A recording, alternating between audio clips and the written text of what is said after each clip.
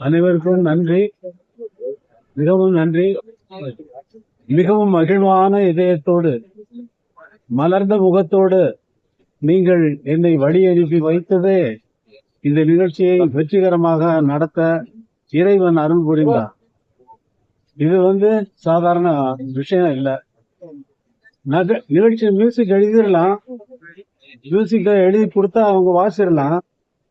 ஆனா ஒவ்வொருத்தரும் ஒவ்வொரு மாதிரியா வாசிச்சாங்கன்னா எப்படி இருக்கும் மியூசிக்? இப்ப நம்ம எல்லாரும் பேசுற மாதிரி ஒருத்தருக்கும் ஒன்றும் புரியாம இருக்கும் இல்லையா? அது அந்த கண்டக்டர் மிக்கேல் டாம் என்பவர் ஒவ்வொரு நோட்டம் நான் என்ன எழுதினோ அது அத்தனையும் இந்த ரிஹர்சல் போன உடனே அவங்களுடைய ரிஹர்சலில் கலந்து கொள்ளத்தான் எனக்கு நேரம் இருந்தது. அது மிகவும் முக்கியமான விஷயம். ஏனென்றால் அது அரங்கேற்றும் பொழுது எந்த விதமான அந்த விதிமுறைகளுக்கு மீறியோ அல்லது விதிமுறைகளை அதுல இருந்து தவறுனாங்கன்னா விதிமுறைகளை மீறினதாக. அதனால அவர் பெர்ஃபெக்டா 80 பேர் சேர்ந்து அவர் அப்படி கையை தூக்குனாருன்னா, ஒரு கண்டக்டர் கையை தூக்குனாருன்னா சைலண்டா இருக்கும், மூச்சு விடுற சத்தமே கேட்காது. அப்ப நமக்கு வயிற்றெல்லாம் கலக்கி அந்த போட்டு எல்லாருடைய கவனமும் ஒரே ஒரு ஸ்வரம் வாசிக்கிறாங்கன்னு வச்சுக்கோங்க. எல்லாரும் அந்த ஒரு ஸ்வரத்தை கையை காட்டி இப்படி வாசிக்கும் பொழுது எல்லோருடைய கவனமும் அந்த ஒரு நோட்டில் இருந்து அவர்கள் வாசிக்கும் பொழுது கேட்கிறவர்கள் மூச்சு விட மறந்து விட்டு என்று பார்த்து கொண்டிருக்கிறார்கள். ஒரு சுரத்துக்கு இந்த கதி என்றால் சிம்பனி முழுக்கவும் 4 பகுதிகளாக கொண்டது. First moment, second moment, third moment, fourth moment. ஒவ்வொரு ஃபுல்லா வெஸ்டர்ன் மியூசிக்ல என்னன்னா, ஒரு சிம்பனி வாசித்து 4 மூமெண்ட்டும் முடிகிறது வரைக்கும் யாரும் கைதட்ட மாட்டார்கள், கைத்தட்டக்கூடாது, அது விதிமுறை.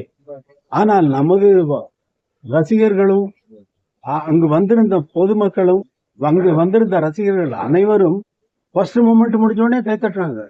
கண்டக்டருக்கு அவங்க வாசிக்கிறவங்களுக்கும் ஆச்சரியம். 80 பேர் வாசிக்கிறாங்க, எல்லாருக்கும் ஆச்சரியம். திரும்பி என்ன பாக்குறாங்க, கண்டக்டர் என்ன பார்த்து சிரிக்கிறாரு. அப்படித்தான். அப்படியே ஒவ்வொரு மூமெண்ட்டுக்கும் கைத்தட்டி பாராட்டுகளை கொட்டிக்கொண்டு அவர்களால் தாங்க முடியல. அந்த இசையினுடைய அந்த அமைப்பை கேட்டுவிட்டு அவர்களால் தாங்க முடியவில்லை. இன்னைக்கு அடிச்சா நாளைக்கு ஆடுவோம். அப்போ ரசிச்சதை நம்ம ஆட்கள் அப்பவே வெளிப்படுத்துறாங்க. அந்த அந்த அந்த நேரத்தில் ரசிப்பதை அவர்கள் அந்த நேரத்தில் அவர்களுடைய மகிழ்ச்சியை எப்படி தெரிவிப்பது? கரகோஷம் கொண்டுதான் தெரிவிக்க முடியும். கரகோஷம் கொண்டு அது மாதிரி இது எல்லா இசை வல்லுநர்களாலும் பாராட்டப்பட்ட ஒரு சிம்பனி. அது உங்கள் வாழ்த்துகள். நீங்கள் வாழ்த்தி மனமாற வாழ்த்தி என்னை அழைத்துள்ளீர்கள் அல்லவா? அந்த மகிழ்ச்சி இந்த தமிழ்நாட்டிற்கும் இந்தியாவிற்கும் பெருமை சேர்க்கக்கூடிய ஒரு பெரிய நிகழ்ச்சியாக இது மாற்றம் எடுத்திருப்பது இறைவனுடைய அருளால். முதல்வர் அரசு மரியாதையோடு என்னை வரவேற்றது எனக்கு மிகவும் நெஞ்சத்தை நிலைய வைக்கிறது.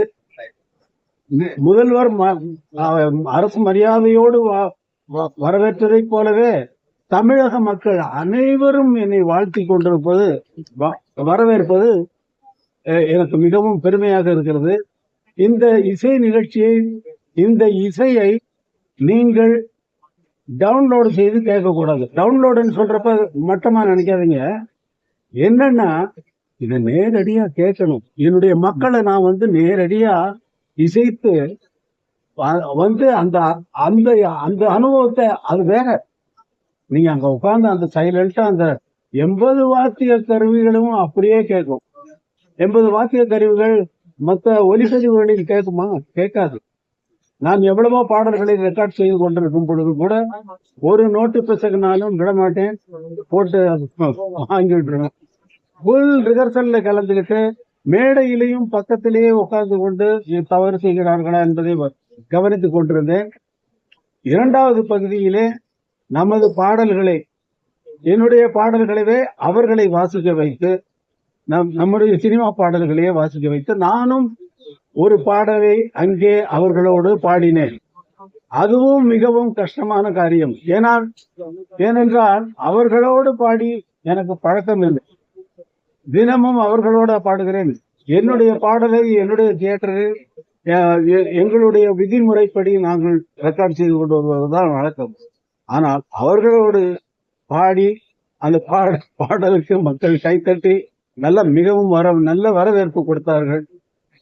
சிம்பனி இசை, இந்த சிம்பனி இசை 13 தேசங்களில் நடக்கவிருப்பதற்கு நாட்கள் குறித்தாக்கிவிட்டது.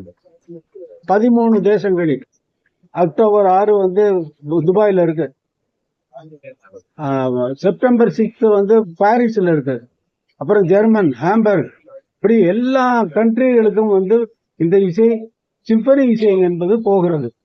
தமிழர்கள் இல்லாத ஏரியாவுக்கும் அங்கே பர்ஃபார்மன்ஸ் பண்ணுவதற்கு இந்த ஸ்பான்சர்ஸ் வந்து புக் பண்ணிட்டாங்க. இப்பயே டேட் எல்லாம் கொடுத்துட்டாங்க, கையில கொடுத்துட்டாங்க. இப்போ நம்ம நாட்டுல நம்ம மக்களை கேட்க வைக்க வேண்டாமா? நம்ம மக்கள் கேட்கணுமா வேண்டாம்? எல்லாம் கேட்கறது வரைக்கும் அமைதியா இருக்கணும். அந்த மூமெண்ட் வந்து நீங்க அந்த பாட்டுல இருந்து அவங்க கையை காட்டுறதும் அந்த அமைதியோட இருந்து நீங்க ரசிக்கிறது தான் இசை உலகத்தில், இசை பாரம்பரியத்தில் மிகவும் உச்சகட்டமான விஷயம். அதனால் என்னுடைய மக்களை, என்னுடைய மண்ணில் பிறந்த இந்த மக்களை என் மீது அன்பும் அவ்வளவு அன்பு வச்சிருக்காங்க. தெய்வமா கொண்டாடுறவங்க இருக்காங்க. கடவுளான இசை கடவுளுங்கிறான். எப்படி இருந்தாலும் நான் சாதாரண மனிதனை போலதான் இங்கே வேலை செய்து கொண்டிருக்கிறேனே தவிர என்னை பற்றி எனக்கு ஒரு எண்ணமும் கிடையாது. என்னை இசை தெய்வம் என்று கடவுள் என்று சொல்லும் பொழுது எனக்கு என்ன எண்ணம் தோன்றும் என்றால், கடவுள் இளையராஜாவுக்கு அளவுக்கு கடவுளை கீழே இறக்கிட்டீங்களாப்பா அப்படின்னு தான் தோணும். அதனால் நீங்கள் உங்கள் மலர்ந்த முகம் என்னை வரவேற்பது மிகவும் நன்றி, மிகவும் நன்றி, மிகவும் நன்றி. இந்த இசை உலகமெங்கும் கொண்டு செல்லப்படும். இதோட நிக்க போறதில்லை. இது ஆரம்பம். 82 வயசாச்சு, இனிமேல் என்ன பண்ண போறாருன்னு நினைக்காதீங்க. நீங்க நினைக்கிற அளவுக்குள்ள நான் இல்லை. எந்த விஷயத்திலும் நீங்கள் நினைக்கிற அளவுக்கு நான் இல்லை. அந்த அளவிலே நான் இல்லை. பண்ணைப்புறத்திலிருந்து பெறப்படும் பொழுது வெறும் காலோடு நான் நடந்தேன். என்னுடைய காலில் தான் நடந்து நான் வந்து இந்த இடத்தில் என்னுடைய காலில் தான், வெறும் காலில் தான் நிற்கிறேன் என்பதை இளைஞர்கள் உணர வேண்டும். அவர்களும் அவர்களுடைய வாழ்க்கையில் இதை முன்னுதாரணமாக வைத்துக் கொண்டு அவரவர்கள் துறையில் அவரவர்கள் மென்மேலும் வந்து நாட்டிற்கும் இந்தியாவிற்கும் பெருமை சேர்க்க வேண்டும் என்பதுதான் என்னுடைய அறிவுரை. நன்றி, வணக்கம்.